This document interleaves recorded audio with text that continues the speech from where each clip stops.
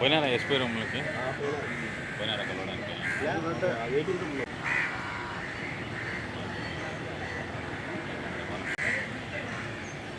Confirm చేస్తాను మాట్లాడు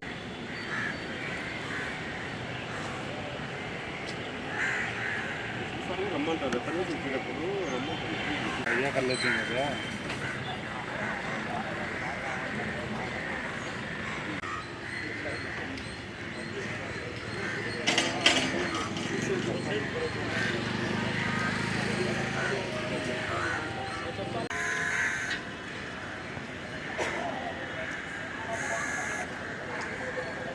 ఈ సైడ్ నుంచి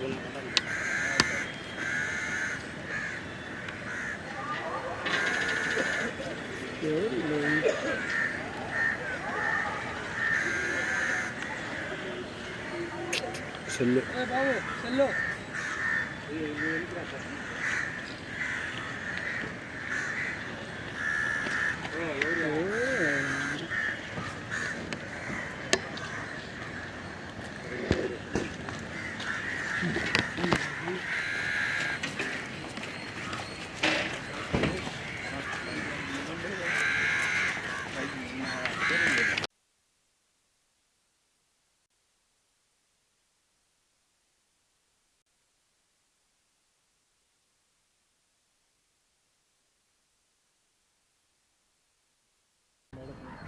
సో అందరికీ నమస్కారం.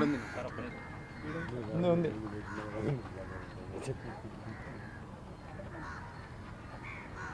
నిన్న జరిగిన సంఘటన ఒక దురదృష్టకరమైన సంఘటన. ఎందుకంటే కడప చరిత్రలో కడప నియోజకవర్గానికి సంబంధించి ఎప్పుడు కని విని ఎరగని విధంగా ఆ సంఘటన జరగడం నిజంగా దురదృష్టకరమైన సంఘటన. సో ఆ రకంగా ప్రొవోక్ చేసే కార్యక్రమం టీడీపీ ఎమ్మెల్యే గారు చేయడము, మేయర్ ఇంటి మీద ఈ చెత్త తీసుకుపోయి వేయించడము, ఇవంతా కూడా గతంలో ఎప్పుడూ ఇటువంటి సంఘటనలు జరిగిన పరిస్థితి ఎప్పుడు లేదు. ఎలక్షన్స్ వరకు పార్టీలు అనేటివి ఉంటాయి, కానీ ఎలక్షన్ అయిపోయిన తర్వాత కడప నియోజకవర్గంలో అందరూ కూడా కలిసిమెలిసి ఈ పార్టీ ఆ పార్టీ అనేది ఏం లేదు, కానీ అందరూ కలిసిమెలిసి ఉన్న పరిస్థితే గతంలో ఉన్న పరిస్థితి. అటువంటిది సందర్భం రావడం అనేది నిజంగా కూడా ఇటువంటి సంఘటన జరిగి ఉండకూడదు. సో ఇప్పుడైనా కూడా భవిష్యత్తులో ఎప్పుడు జరగకూడదు అని చెప్పేసి మేమైతే భావిస్తాం. సో అదే ఇప్పుడు ఎస్పీ గారికి రిప్రజెంట్ చేయడం జరిగింది. సో అదే కాకోకుండా చెత్త నిర్వహణ అనేది మున్సిపల్ కార్పొరేషన్దే, అదేం దాంట్లో స్థానిక సంస్థలదే. కానీ స్థానిక సంస్థలు ఆర్థికంగా ఆ కెపాసిటీ లేనప్పుడు సో డెఫినెట్గా ప్రభుత్వానిదే. సో ప్రభుత్వం భరించాల్సిన అవసరం తప్పకుండా ఉంది. యూజర్ ఛార్జెస్ అనేది ఎప్పుడైతే తీసేసామని అంటున్నారో, అండ్ జీవో రాలేదని చెప్పేసి అంటారు, కానీ ఓరల్గా చెప్పినందువల్ల ఎవరు కట్టని పరిస్థితి, అన్ని చోట్ల తీసేసిన పరిస్థితి ఉంది.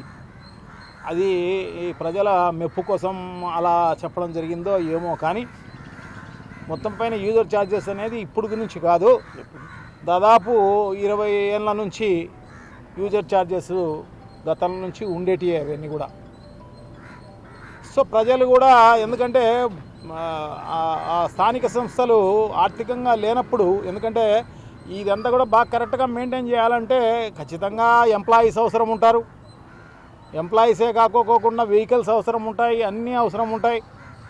సో ఇటువంటి బేర్ చేయాలంటే స్థానిక సంస్థలకు సంబంధించి ఒక మున్సిపల్ కార్పొరేషన్ అంటే కొంచెం పర్వాలేదేమో, మామూలుగా అయితే స్థానిక సంస్థలకు సంబంధించి పంచాయతీల్లో అయితేనేమి ఇక్కడంతా కూడా డబ్బులు ఏమీ ఉండవు. సో అటువంటి పరిస్థితుల్లో ప్రభుత్వమే బేర్ చేయాల్సిన అవసరం ఉంది. అది యూజర్ ఛార్జెస్ వద్దు అన్నప్పుడు ఖచ్చితంగా ప్రభుత్వం దాన్ని స్పాన్సర్ చేయాల్సిన అవసరం తప్పకుండా ఉంది. ఎంత అవుతుందో అంత డబ్బులు వాళ్ళు ఇచ్చి మెయింటైన్ చేయాల్సిన అవసరం తప్పకుండా ఉంది. సో దానికి మేయర్ ఇంటి మీద చెత్త వేయడము, లేకుంటే కార్పొరేటర్ల ఇంటి మీద చెత్త వేయడము, ఇది ఈ ప్రభుత్వం ల్యాప్స్, అది ఈ ప్రభుత్వం వైఫల్యం. ఈ వైఫల్యాన్ని కప్పిపుచ్చుకోవడానికి కోసము ఈ రకంగా కార్పొరేటర్ పైన, మేయర్ పైన, ఇంకొకరి పైన బ్లేమ్ చేసే కార్యక్రమం అనేది తప్పు అది. సో ఇవన్నీ కూడా తెలుసుకోవాల్సిన అవసరం తప్పకుండా ఉంది అన్నమాట. సో మనం ఏవైనా దానికి ఒకవేళ ఏదైనా దానిపైన బాగా చర్యలు తీసుకోవాలి అంటే ఖచ్చితంగా చంద్రబాబు దగ్గరికి పోయి, ముఖ్యమంత్రి గారి దగ్గరికి పోయి రికమెండ్ చేయాలి. మున్సిపల్ కార్పొరేషన్కు ఈ రకమైన పరిస్థితి ఉంది, సో ఇటువంటి పరిస్థితుల్లో మీరు ఇంత డబ్బులు మున్సిపల్ కార్పొరేషన్కి ఇవ్వండి అని చెప్పేసి మరి టీడీపీకి సంబంధించిన ఎమ్మెల్యేనే కాబట్టి తప్పకుండా రికమెండ్ చేయవచ్చు, ఆ డబ్బులు తీసుకురానివ్వచ్చు, ప్రజలకు మేలు చేయనివ్వచ్చు. సో ఇటువంటి పరిస్థితి. సో భవిష్యత్తులో ఇటువంటి పునరావృతం కాకూడదు అని చెప్పేసి మేమైతే భావిస్తామన్నమాట. సో అదే విషయం ఎస్పీ గారికి కూడా రికమెండ్ చేయడం జరిగింది. ఎస్పీ గారు కూడా సానుకూలంగా స్పందిస్తారు అని చెప్పేసి నేనైతే భావిస్తాను అన్నమాట. నాతో పాటు మా డిప్యూటీ సీఎం అంజద్ బాషా గారు పాల్గొనడం జరిగింది. అలాగే మాజీ డిప్యూటీ సీఎం, తర్వాత మా మేయర్ సురేష్ బాబు అయితేనేమి, మా రాజంపేట ఎమ్మెల్యే గారు శ్రీ అమర్నాథ్ రెడ్డి గారు అయితేనేమి, బద్వేల్ ఎమ్మెల్యే గారు సుధమ్మ గారు అయితేనేమి, మా ఎమ్మెల్సీ రామచంద్రారెడ్డి గారు, అందరం కలిపి మేమంతా రికమెండ్ చేయడం జరిగిందనమాట. సో తప్పకుండా ఆయన ఎస్పీ గారు, పోలీసు వాళ్ళు, ఎందుకంటే ఇమ్మీడియట్గా పోలీసు వాళ్ళు కూడా రియాక్ట్ కావడం జరిగింది.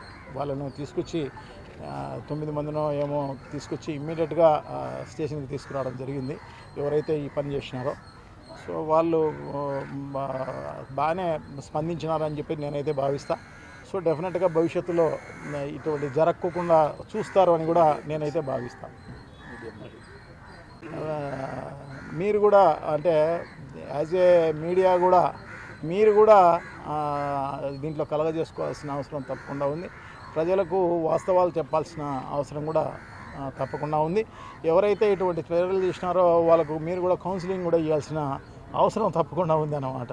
సో తప్పకుండా ఈ రకంగా చేయండి అని చెప్పేసి మిమ్మల్ని అందరినీ కూడా అభ్యర్థిస్తూ, ఇటువంటి చేసిన వాళ్ళను నిజంగా కూడా వాళ్ళపైన యాక్షన్ తీసుకోమని కూడా చెప్పడం జరిగింది. సో డెఫినెట్గా ఈ భవిష్యత్తులో జరగదు అని చెప్పేసి నేనైతే భావిస్తాను. థ్యాంక్ యూ, నమస్కారం. శ్రీకాంత్.